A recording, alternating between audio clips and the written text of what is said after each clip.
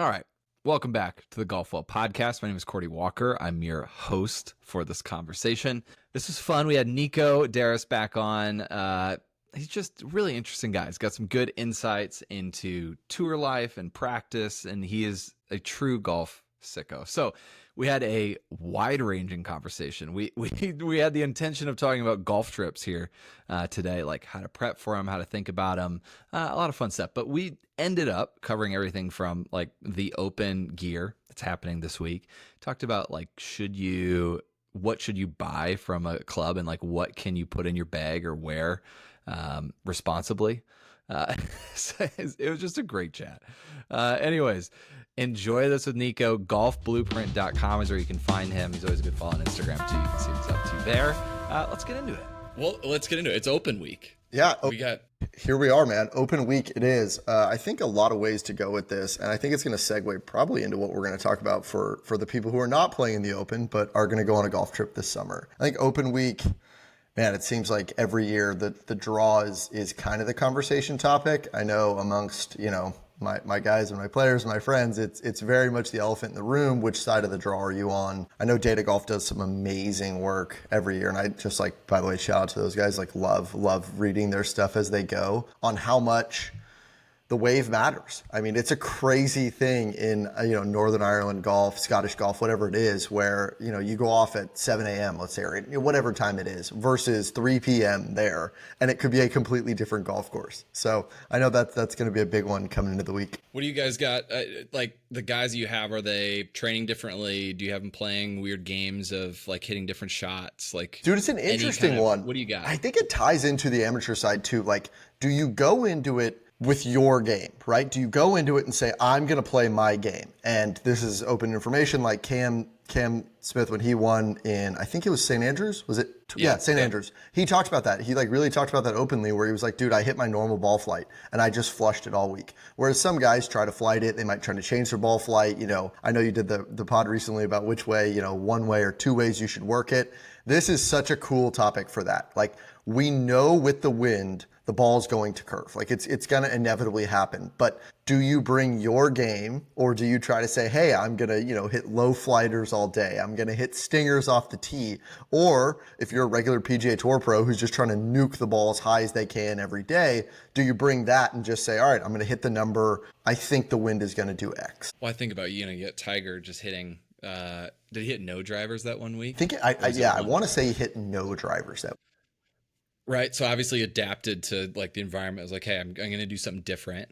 Has the game changed since then, where like just everybody just doesn't do that anymore, right? I would imagine. I mean, I don't think anyone's not going to hit a driver, right, this week. Like, that would be a weird anomaly. Maybe someone does it, but there's always like cool gear things. I know there's a lot of guys who cover gear leading up to the Open because it's so fascinating. Like, some guys will put in a 2-iron, they'll take out a 5-wood. Some guys will add a wedge. Like, that's where I think the club equipment setup side of the science is so cool. Like, there's OEMs doing it, there's individual players doing it, and it's so unique to what you think you need for your game, which I think is the coolest thing. Like, there's probably no two bags alike out there on the range this week. Yeah, does Scotty drop the 7-wood? Yeah, right? That's a great question. Like, although on some holes, like a 7-wood might be beneficial because he could hit it into the wind and theoretically like stop it on a par 3, or he could hit it downwind on a par 5, get there in 2. Does he put in 2-iron? I don't, what I mean? Those are the things that I'd be fascinated to see. I know there's a couple really good guys who cover the gear, especially in Europe, by the way. Like, I know SMS on Tour is like a great resource for European tour gear, like great follow on Insta. Shameless plug to them. Yeah. So, I mean, are you a fan? What's your opinion? Do you want your guys to change ball flights and like, all right, we're going to work on hitting flighted shots. We're going to like work on that 2-iron stinger off the tee. Like, are you a fan? So I'll use a completely different one, because obviously this is going into the week, like, for their sake, we'll leave this out. Let's talk about, we went to Live Mexico. That's just like polar opposite side of the country. Let's talk about that one because it also presented a huge dilemma with the altitude. So a lot of guys were tinkering with their ball. I know pretty much every one of our guys was tinkering with driver settings. And we were pretty strongly advising against any ball changes. It's so hard for like week to week to be like, oh, I'm just going to put in one of the 19 different Titleist Pro V1 variations that I play. guys are pretty dialed with their ball. And I'm not really vocal, truthfully. I'm more of like a sounding board for these guys. Like, hey, what do you think about this? And I'll kind of let them lead themselves to the answer. But on the ball one, I consulted a buddy, Chris Brody, and I was like, hey, what do you think? And it was kind of the same boat. We're like, dude, 1 week, like not worth changing it. I think a lot of guys just gave themselves a little more loft, honestly, on their driver at elevation. That's a whole different entity versus let's go to Northern Ireland, where I think everyone wants to hit, the missile. So you tell me, right? Like this is one of those guy to guy. I think everyone's going to be tinkering a little bit. I don't know necessarily what the whole field is doing, but yeah, boots on the ground say there's a lot of tinkering on a Monday, Tuesday, Wednesday. Are you changing up practice games? You having guys practice differently at all? Yeah, it's the chipping. Okay, so here's a weird one. Chipping in Scotland, I actually learned this from a friend who was a Scottish golfer, and he was talking about it when I went over there, and it basically changed everything. He goes, oh, you hit an into the wind chip downwind. I was like, wait, what do you mean? Like, what is that concept? He's like, dude, wind is very different chipping here. He goes, depending on which way, because we think about grain a lot in Florida, in the States even, like grain's everything. But if you think about it, you hit a chest high chip and you're trying to hit it 30 yards into the wind, that's very different than downwind. So those are huge variances of learning, and that just takes experience, right? Like, I think the Open is so cool because older guys can contend because they can get themselves around the golf course and they know how to, they know how to golf their ball. And I think the chipping aspect is a really cool one to see. Are you going to see guys putt? Because you're going to see tons of dudes putting from, let's say, 60 yards, where normally, like, you would never chip that or you never putt that on the PGA Tour from 60 yards. But there, some of those greens are so spicy, it's a better play. So those are the kinds of decision-making conversations that guys will be playing this week on the range, on their practice rounds, hitting tons of chips and tons of putts, those 50-50s, where they leave indecision. Right? Those are the hardest calls because it's easy when the ball's sitting up in the rough. There's one play, right? You slide it under it, you pop it up. But if it's all of a sudden, I could hit this 5 different ways. Now it's like, oh man, then did I make the right call, right? You make a birdie. Of course you made the right call. You're a genius. But you dump one to 12 feet, miss the putt. And now you're like, oh man, those are the fun ones. Yeah. I mean, it's a whole conversation. I mean, it goes back to stock shot kind of it's the same thing with the chipping. Do you stick with your stock chip and you just do what you do? Or do you try to learn, kind of adapt with a new shot? Do you just stick with it? I mean, those are tough decisions to make, not even mentioning the pressure that comes along with it. That obviously changes the whole situation too. So, I mean, a lot to figure out. I imagine some long practice rounds trying to get around there. I mean, the practice round thing, this goes to amateur golf. I know you've played in some tournaments. I played in one relatively recently. Like the practice round thing for amateurs, like please don't watch the way pros are going about it and like try to copy that. Like chances are you have one practice round at this golf course you've never seen before. I know we're going to talk about like travel golf and things you've never seen, but like, yeah, please do not hit like 67 chips around every green. Like it's just like they're doing it for a reason because they know where the pins are. Like they have historical missed data. There's entire companies who literally just plot guys' projected shot dispersion patterns before they get there. Caddies are looking at that. I'm standing over a 7-iron from 190 yards and just like praying I hit the center of the face. We're not the same. I don't know about that. Probably users don't know as well. What's the shot pattern thing? Okay, so this is really cool. There are guys on tour who are data guys, mega super smart dudes that will take players, they work for individual players and they sell them basically, there's a million different business strategies. I'm not going to get into that. But let's assume I'm a player that signs up for this service. They'll give me all the data on the hole historically, and then they'll tell me a lot of times my own patterns. So for example, I'm a right-handed player. I tend to miss right. I should start my tee ball right here, and 20% of my balls are going to end up in the right heather, but I'm okay with that because there's out of bounds left. So they'll literally overlay, it looks like a launch monitor data graph of all of their projected shots with aiming patterns on where they should be. And then they'll show them up and down percentages all the way around the greens. So say, for example, let's just use visualize in your head a very basic circular green with a bunker on the left, bunker on the right, pin in the middle. Well, it doesn't really matter which bunker you hit it in. You're probably going to get it up and down 40% of the time from either one. But say that pin is short right and you miss it in the right bunker, you're now short-sighted. They'll show you all of that data. So these guys are going into practice rounds going, okay, round one, it's likely going to be a pin in this area. I know that I can miss it in the left bunker. I can't miss it in the right bunker. That's, again, a very, very niche level of tour golf. But yeah, there's some really cool companies out there that work for players. Interesting. Is that like every pro pretty much has that? No, I mean, some of our guys use it, some of our guys don't. A lot of the caddies use it. That's I would say the biggest value is within the caddy, because you as the caddy is able to kind of guide your player and say, all right, man, like, we're going to start our fade, here, and we're going to end it there. You're never telling the player, don't miss it here. That's not true. There are terrible caddies, I'm sure, on tour that have very short careers that tell them, don't hit it here. But for the most part, you're guiding your players, saying, all right, let's make sure we start that ball here and end it here. So the caddies know that. The caddies, by the way, on tour work so hard. I think people, sometimes don't give them the proper due of how much they're doing behind the scenes. Like, they're not just carrying the bag. They're not giving them water. They're a team. They're an amazing team, especially in major championships. Is that one of the things you think that most people don't realize is they're looking at all that data and like thinking about that? Good caddies are. Yeah. Good caddies are. And ultimately at the end of the day, like, the player should be freed up to play the game, right? It's not their job to be wondering about the 12% different points if I hit it here or there. At the end of the day, like, I don't know many good golfers on tour that are playing the percentages. Now, there's a few that are amazing at it. But for the most part, you want to be locked into a zone. All the sports psychologists talk about that, where you're reacting, you're playing the sport. You're not like, oh, God, I hope I don't hit it over there, which I'm far too familiar with for the record of my own game. Yeah, I'm good at that. Sick. Don't go over there. Yeah, okay. I can do that. I'll hit it over there. No, watch me. All right. Well, it is. Yeah, this is the best week of the year. I got my little, got a little trophy here, a remnant from. I went to 2016. Nice. The Phil Truman. Oh, amazing. Which was Phil Henrik at Truman. Yeah. It was just like the coolest thing ever. What a battle. So it's one of the best weeks of the year. Doesn't get much better.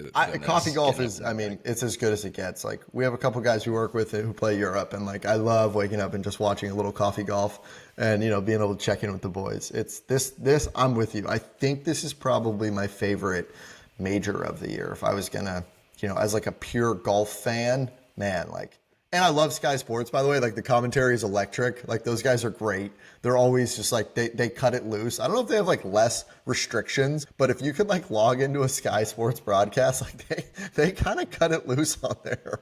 They definitely let their opinions be known. All right. So you want to talk a little bit about getting ready for golf trips, yes, which is as we are talking about Northern Ireland. One of the questions that I get a ton, I'm sure you get this too, like, I am going on a golf trip in, let's just say, a month, and I'm so excited. I'm going with my buddies. What should I do to prepare? So this is, I think, one of the most hotly contested things that my golf blueprint partner and I discuss, of how to prepare, what you should do. And I think just kind of talking through it with you as best practices for your buddy's annual golf trip. Like, okay, you've been on a million golf trips. Like, what did you do before you went on them? If anything, you know where you're going, you know where you're playing. Start from there. This is a great question. I think one of the first mistakes that I've often made is just not hitting any golf balls prior to going and expecting that, I took a month off, I'll be fine.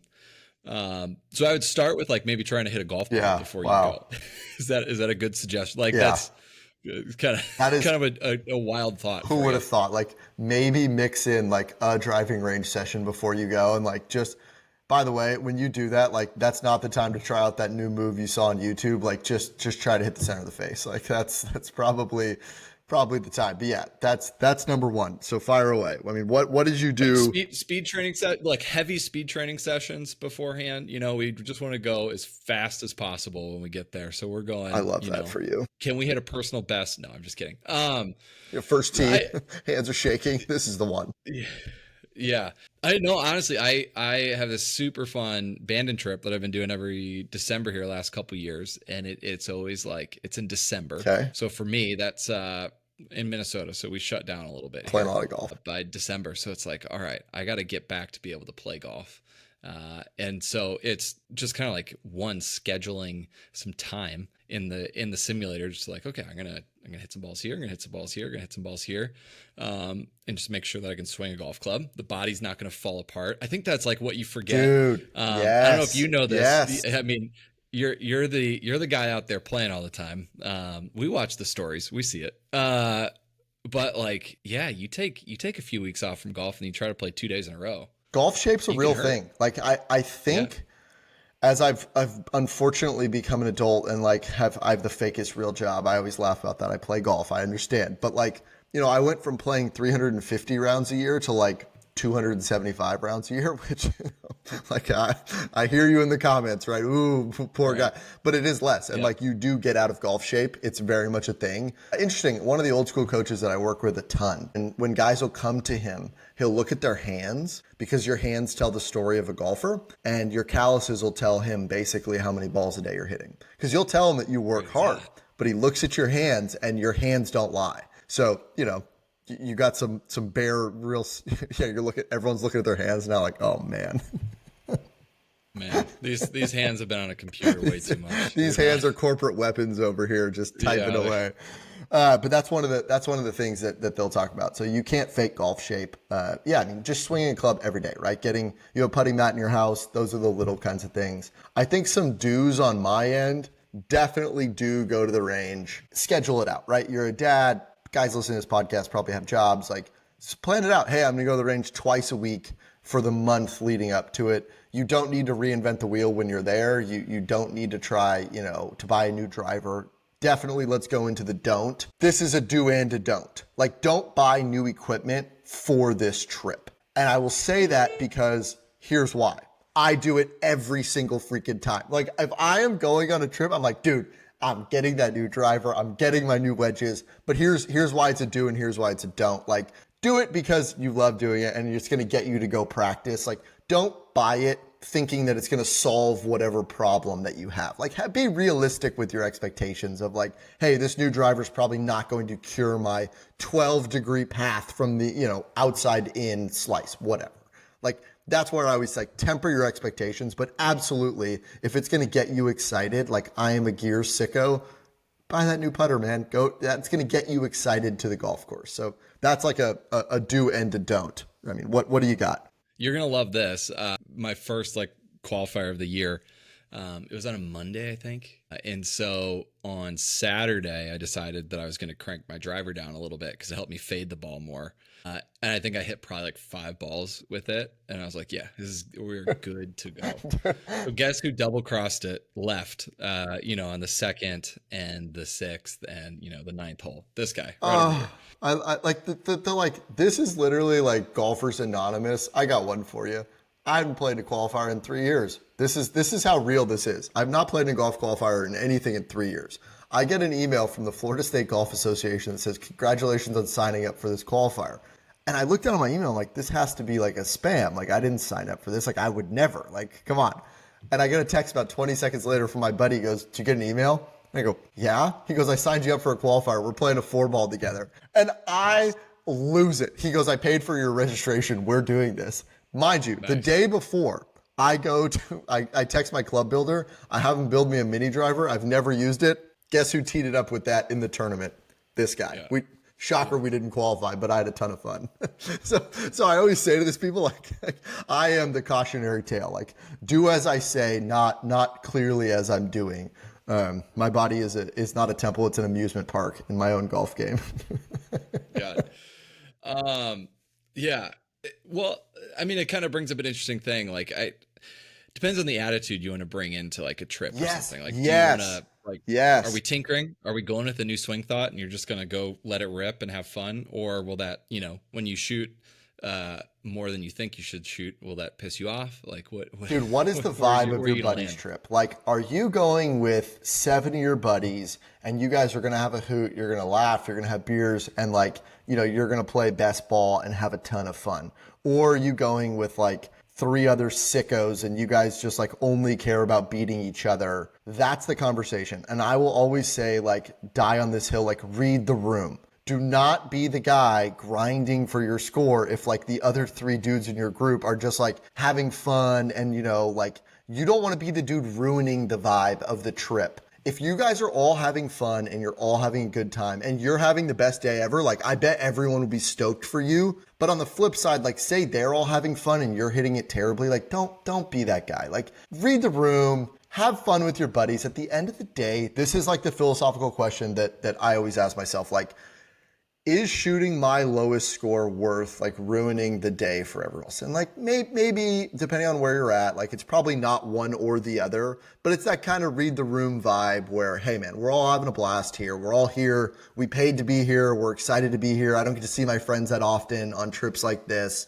You know what, going into it, there should be some designated rounds where like, yeah, we're having a competition. We're going to play a Ryder Cup. And then everyone's kind of on the same page. To me, it gets weird when like one person is grinding and 3 dudes are just like hitting the booze really hard. It's like a weird.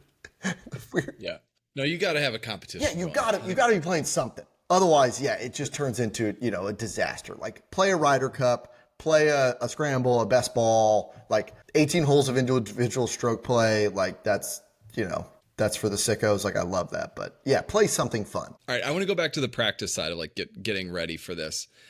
Because I think a lot of people will go hit balls maybe, and that's good, like golf shape, you know, hitting a golf ball, useful things. But they start doing that and then they just kind of like start tweaking, like, oh, I'm hitting a big hook. We're going to try to fix this and whatnot. So like that's where I think this time should be skill-based game. So like we did an awesome video where you put together like a practice plan is mainly skill based, right? So like working on wedge distances and shot shape control and like all this kind of stuff is like you shouldn't be like do some of that stuff, like work on your skills with what you have. Like that's gonna help you actually like have more fun because you have worked on some of this stuff. Dude, 100%. We're no matter what. This is like the book of Genesis, the first sentence I would say in practice. We're always trying to get our better swing. Like it doesn't matter who you are. Everyone wants to have a better and more consistent swing. Now that we all can like table set and agree with that, yeah, like you're going to have way more fun. Say you play a hook, like getting on the tee and being like, dude, I know this ball is going to come back. I know I can start it out right, sling it and come back. Golf gets really not fun, especially at a golf course you've never been to where you don't know where it's going. Like the 2-way miss, it keeps me up at night. Like I think everyone out there at home is like, you know, has the hand jitters of standing on the box and being like, man, I don't know where this is going to go. Or one of my favorite golf goals of 2025, I do have to shout out my friend Will Knights. His goal was to commit to the double cross. So when he gets on the box, like he's fully committing to the double cross, which has been a great goal for him this year. Don't be that guy either. Knowing which way the ball is going to go is so much more fun. Creating some skill-based games where you can visualize, you know, hey, I got water right. I got a little bit more fairway left. It doesn't matter what shot shape you hit. I always say this, like, I don't care. I don't care personally if you hit it one way, if you hit it both ways, but you got to know where the ball's going to start. That's like professional golf 101. And then this ties into another thing. Like you play a lot of indoor sim golf. Do you play the golf courses that you are going to travel to or not? This has been like weirdly contested in our inner Golf Blueprint membership group where they have a lot of sim access. A lot of guys play on sims every day. So I don't know the answer to this. Like you tell me, you're the sim guy. Why would you not? Because some guys say they want to see it for the first time. Some guys enjoy going there and just like, it's like watching a movie for the first time to them is how one of them described it versus like you read about the plot before you go. They just get to like experience it more as a experience than like, hey, I'm trying to shoot my lowest score at, you know, whatever golf course it's at. Huh. Yeah, those guys. I don't know. No, I disagree. Yeah, no, that was the discourse. It was so interesting because I never thought of it. I mean, in person is so different than on a sim. Is it even the same thing? Yeah, no. Go ahead, rip away. Play it. Why not? Yeah, see it. Have an idea. That's my opinion. I would love to do that. Yeah, you just get going. Yeah, the architectural guys were like, no, I want to experience it for the first time. Like, I don't want to see it. I just want to have it like revealed to me. And I was like, dang, that's like a pretty thought-provoking concept of these guys also are not necessarily playing for score. It's not like their thing. Their side of the house is more of the enjoyment of golf architecture, the day with their friends versus, you know, hey, I want to go shoot my best score I can today. But yeah, as a sim guy, I mean, I know you play a lot of sim golf. Yeah. Excuse me. That's like an interesting, you know, you play it before you go, you have an idea. Yeah. I would say, why not? Yeah. That would be honestly, what I would do is I would do all my practice. Like so I use the SkyTrack a lot. So you can just drop yourself. Yeah. If you want to practice, you can just go drop yourself and hit Very balls cool. from wherever. And it's the best. It's really fun. to just like hit wedge shots on a golf course. Yeah, it's a very cool Speaking feature. of this, I need to pick your brain on this. I practiced so much this winter on wedges. The Richard Bland like wedge drill I heard from Claude. When The you're down best. There. I worked on it a ton. Yeah. I got okay with it. My scores, I tracked them. I got better. This summer, terrible. I have no idea where the golf ball is going with wedge distance control. It like didn't transfer like that practice. I wonder why. I don't know. Just the weirdest thing ever. I was like, I'm going to work on this all winter. Okay, 2 questions. Were you doing speed training when you did it in the winter? Yes. Yeah. That's the biggest difference. That's my hypothesis. And then you've probably done less now. Correct. Yeah. So think about speed training and wedges. They're like, whenever any of our guys are doing speed training, it's like the first thing. It's like, if this, then that, like your wedge distances and your wedge feels will be completely different doing it versus not doing it. So that makes total sense. Interesting. Yeah. Cause like every time I get on the course, wedges just go like 5 to 10 yards further. Yeah. It's a completely different, dude, I always say this, like wedge numbers are sacred and they are the most important thing for like pro guys to keep those feels consistent. No different than if you gain weight, lose weight, you have the flu, like guys that are playing sick at altitude. Like that's one of those things that, a lot of our guys do wedge tests every Monday when they get to a location. That's like a really easy way to do it for that exact reason of it can never really get like off the guardrails. I know my 56 degree this week is going 107 yards. Well, if last week it went 111, like what is the difference? Like, am I sick? Am I hitting it further? Am I tired? Whatever that might be. So yeah, good question. Like super pumped you asked that. And yeah, that would be my, as soon as you said it, I was like, I bet it was speed training. Like, and that's not bad, right? Like speed training, again, like you will always hear me say is amazing. Like you want to hit it further, but as soon as you stop or do less of it, your numbers are going to change and they will eventually equal out. Dang. All right. Well, I guess I got to get back to that, playing that game more. I've honestly probably I have stopped practicing the wedge distance. Dude, Blandy's wedge game that Claude always talks about is so hard. And like when you hear how good those guys are at it, like it's honestly a little depressing. like you see your score, like dude, is this guy a real person? Like, am I playing against an AI here? Like there's no way. All right, I got a question for you on the golf trip related, because I think this is another one. I have 2 questions for you. Number 1, we had this like very spicy, contentious debate, so don't let me forget about golf bags. But what do you buy when you go to play courses? Like, do you buy anything? What's on your like purchase list? Yeah, I think. Well, I mean, as I've gotten older, I've enjoyed like buying stuff more. Like now it's essential. And what I just realized, actually, this weekend, I was having a chat about this. I was like digging through my bag trying to find a ball mark. And I was like, I keep all my cool ball marks that I've bought in a vase like on my desk at home. And I like never use it because I don't want to lose it. Yes. It's like, you're an idiot. Just use eventually it's just going to rot away. Dude. So like, why don't you just use it? It's the car guys that never drive their car. Yeah, the same type of thing. I'm with you. I get you. That's a recent revelation that I've had is so I'm going to go find my cool ball marks, which I've probably lost anyways by trying not to lose them. So I think it's essential. You got to bring home something. So that's why like this is my office and then my home office. So like I just put stuff everywhere. I love that. Like this is from 2016. I did use the crap out of this for a few years. Good. But like this is great. I can have stuff to remember. I'm all for it. Yeah, I think you gotta get stuff. Like my partner Kev, he buys flags. That's like his thing. His office behind like his mural is all the flags of places that he's played, and he'll bring flags from his club too. If they're doing like a member exchange somewhere, like he'll bring one from his club. I think that's a really cool thing. I know guys will buy shirts, guys will buy hats, all like the basic merch stuff. One thing that I've done that I really, really love, and boy, is it a terrible way out of my budget thing, is buying like needlepoint belts at like sick clubs. My credit card gets assaulted when I walk in there and I see like a Smathers belt. I'm like, I need that one. I do. Yeah. Like I am not a wealthy enough man to have that kind of hobby. Let me tell you, I should have started with ball markers. Should have done that. Like what a terrible thing that I've given myself the opportunity. But I justify it when I wear them, once a year. Well, this is a good question. So you go to this is a good debate. I don't know if it is a debate, but you go to a nice club, right? You're invited. And you buy like a driver head cover you literally segued. You segued into my point. Okay.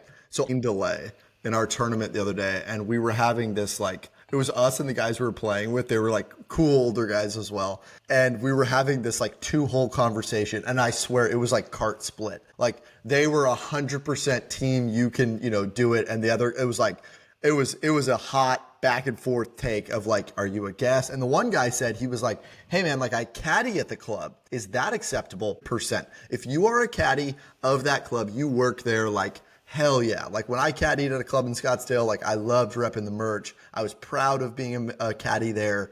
Like caddy 100%. But if you're like a one-time guest, you walk in the pro shop. Yeah, I don't think I so. think we got to let the comment section like run on this one, because like these guys were entrenched on either side of it. Like one of them was like, you can rock that bag 100%. And the other one was like, if you walk up to a range and you have a bag not from a club you're a member at, and I talked to you about it, he's like, I hate you. Like, I don't want to talk to you anymore. The other guy was like, no, it's cool. I've played there. What's the difference between a head cover? What's the difference between a belt, a shirt, a hat? These are good questions. Well, I guess what is your golf bag? Do you have do you have any head covers? Yeah. So I will say I learned this. This is on the other end of, okay, this is on the other end of spectrum. And I was very fortunate to work with an incredibly successful client who's a member of, the first time I met him, we were at a group dinner, and we were chatting about the clubs he was a member at. And finally, one of my tour pros looks at me and he goes, enough. He goes, he's a member of every club. Ask him where he's not a member of, and then it'll be that. But it was fascinating because I learned a lot from him. So when I went to his house, he had 5 bags of identical sets lined up with 5 different of the nicest clubs in America. I will just start there. They're 1 through 5, and they're lined up at his house in Palm Beach. And I said, why do you have 5 sets of clubs? He said, because I don't want to show anyone up at the club that I'm at of another bag. So he brings an entire outfit head to toe of the club that he's at as a respect thing, which I thought was one of the coolest things in the world. So I'm very proud of the clubs that I'm at. When I'm there, I try to wear the club apparel of the place that I'm at. That's like a cool thing that I learned from him. I do not have 5 bags. I'm not a member of 5 clubs, but I'll wear a shirt or a hat of the club. Like my parents are at a club in Jupiter. I always try to wear a hat when I'm there or something like that. So that's the other end of the spectrum of like, what an amazing, successful businessman where he's like, no, I want to be proud of the club that I'm a member of. And he also has unlimited money, so he has 5 identical sets, which is sick. Well, what about your belts? I'm rocking belts from everywhere. So yeah, I'm not that guy. I was giving you like the other end of the spectrum. No, I typically wear some sort of a Golf Blueprint hat, and a shirt or belt wherever it's from. The other weird thing is like as pros every day, I laugh about this, like, the guys I play with like dress really poorly because we see each other every day. So like the outfits like aren't very good, and like no one really like thinks about it. It's like going to work every day with your colleagues versus if like you're playing on Saturday with your buddies, like you got a fresh outfit. I remember when I lived in Scottsdale, like I always had the Jordans. I always had like a, fresh golf shirt. Now half the time it's like, oh yeah, that blue one's clean. Like I'll wear that one, whatever. So what is your line? Or do you have a line in the sand? Will you put any head cover on? So I have any bag. I have 2 clubs that I'm a member of that I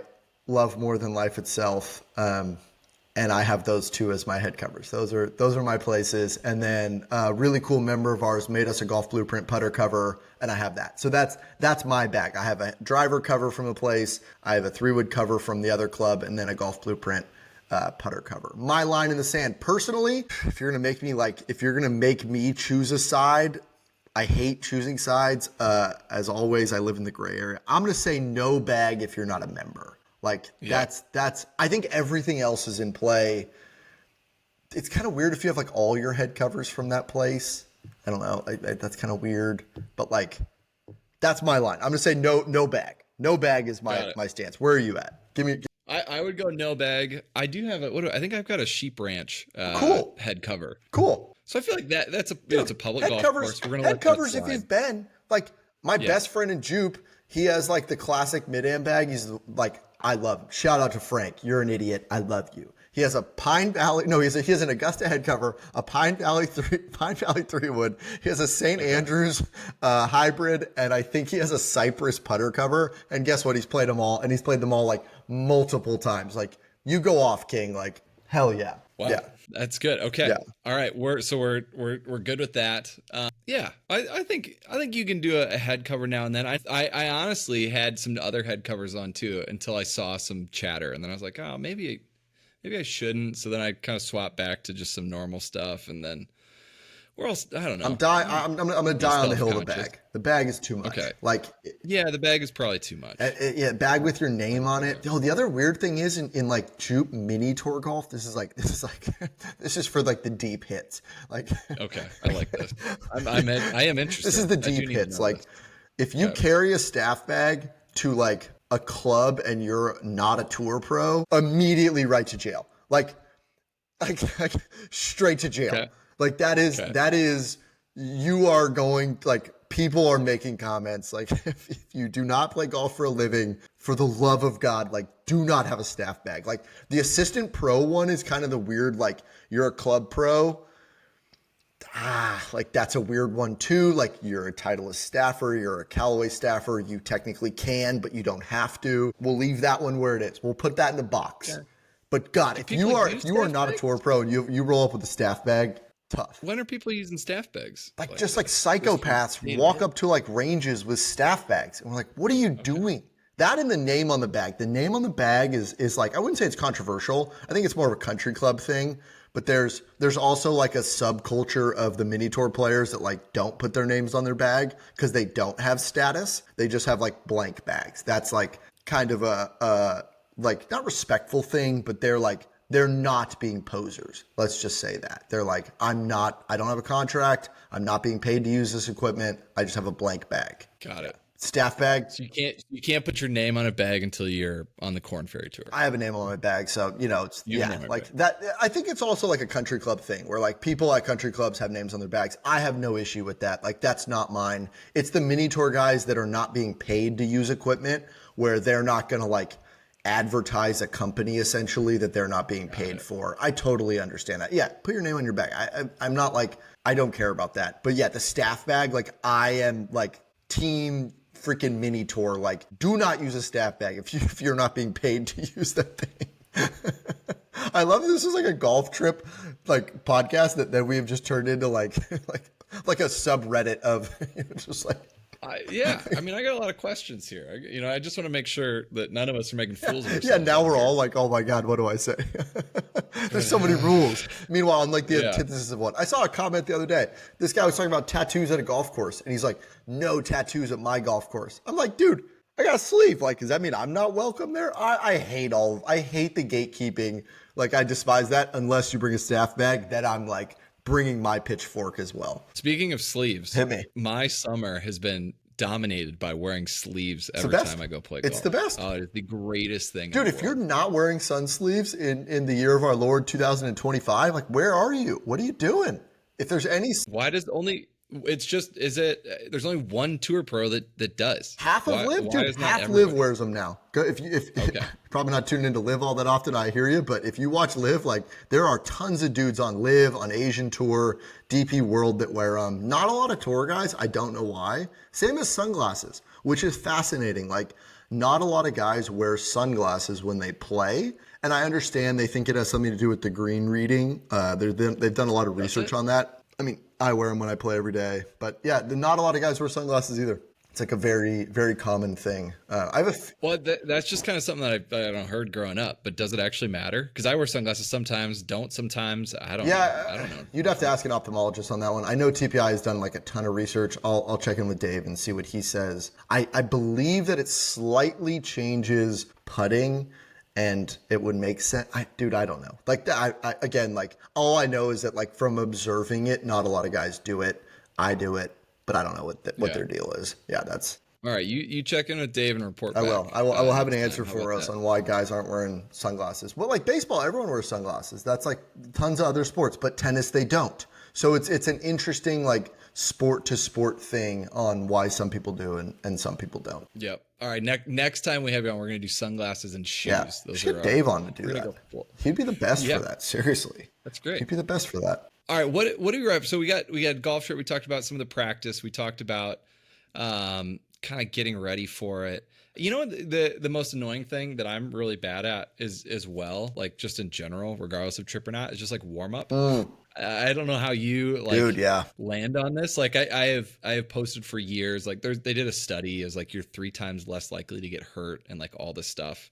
If you do a 15-minute warm up, which is pretty reasonable.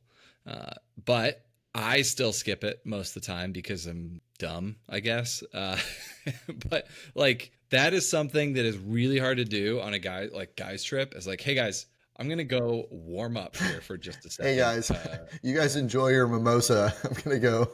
I am religious about warming up, like in terms of like my body, mostly just because I've seen the guys do it every day. It's very normalized. I will also take the flip side of this. I was playing a work round at a muni in Utah with like 3 non-pros, and I was doing like a full Jupiter tour warm up, and like the people in the restaurant were just staring at me, and I was like, oh, we're not in Kansas anymore. Like I'm on the first tee at a muni in Salt Lake City, and like I am like, you know, moving and cranking, and like my playing partners are just like, what the hell is this guy? Like, what are you doing? I'm big on like 15 minutes of like movement. Then I don't need to hit a ton of balls, but like, yeah, like I am. Wait, what's the Jupiter Tour warm up? Everyone has bands. Is this a thing? You know, I got bands. I got like activations. You got to activate the glutes. I'm doing lunges. Like it's a 15-minute, you know, kind of little thing that everyone takes that part seriously. I will say like pros take that warm up seriously. You don't see it because a lot of times they're doing it in the gym before they get to the driving range. Like that's best case scenario, but that's not me. I just go to the golf course and warm up. Yeah, I mean, I think having a 15-minute total warm up, like not like 15 minutes of body and like I need 15 minutes to go to the first tee is what I should say. So that might be like 10 minutes of like dynamic stuff and then 5 minutes of hitting balls. I don't need an hour. Nobody has an hour. Like that's not, dude, you're not getting to the tee an hour early. Like that's a psychopath move. That's insane. Yeah. Yeah. You definitely get the looks when you're doing the bands. I think I've got some bands in my bag, which I'm doing some of that. And I found a friend the other day. There you go. Who was also doing some band stuff to warm up, and we had a nice little moment there, as we were the only guys there. But I mean, it's hard to do. Like genuinely, like I probably don't do it half the time. You need to. As I'm Googling this to make sure, because I watched it the other day, you are part of the 76% of Americans who forgot to stretch before they did physical activity from heavyweights. Don't be a part of that. There we go. You need to stretch. Part of the 76%. Yeah. Mix in like I always say to people, like a 15-minute routine is going to do dividends versus just like getting on the first tee and trying to swing a driver as hard as you can. Hey, like everyone has 15 minutes. I don't have 30 minutes most of the time. Like I'm coming from a meeting or I'm whatever it is, but like spend 15 minutes and get loose. I think your buddies on day 3 of the golf trip will probably join you.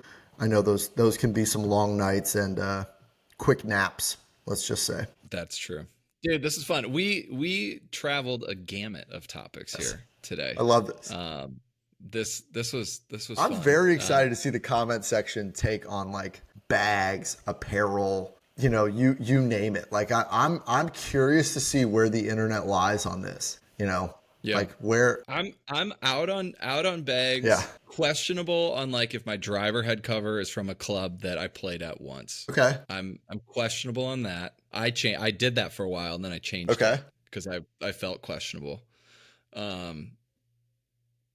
But yeah, putter head cover, play whatever, kind of. God, I'm excited. I'm pumped. I mean, I'm on the other end of the spectrum. Do what you want, unless it's a staff bag. Then I hate you.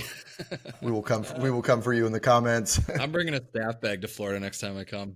Wait till Claude sees your staff bag. Yeah, what tour do you play on? Yeah, many of them. Yeah. Many of the tours.